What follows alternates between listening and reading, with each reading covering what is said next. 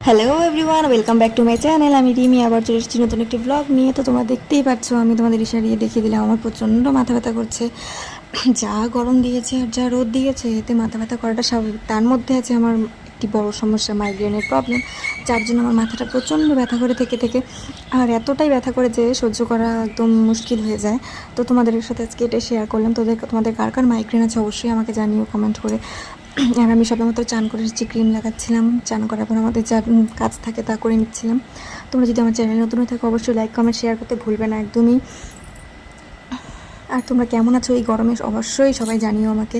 যা গরম, এই গরমে তো ভালো থাকা খুব কঠিন, তাই তোমাদের বললাম তোমরা অবশ্যই জানিও তোমরা কেমন আছো।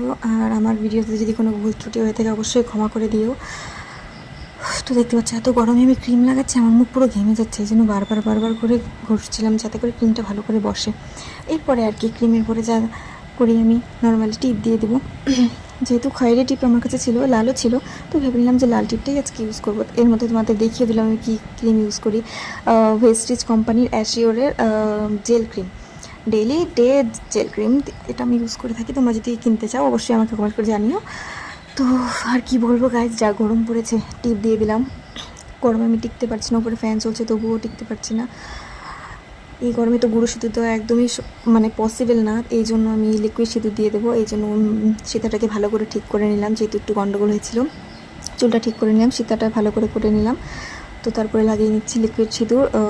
বেশি সিঁদুর লাগাই না, অল্প লাগিয়ে নেব, কারণ যা গরম আমার শীতিতে প্রচণ্ড চুলকোয়, আমি কন্ট্রোল করতে পারি না। আর চুলকানোর ফলে আমার শীতিতে পুরো চুল উঠছে, মাঝখানটায় সিঁদুরের জায়গাটা করে চুল উঠে যাচ্ছে প্রচণ্ড, এই জন্য অল্প করে দিয়ে দিই।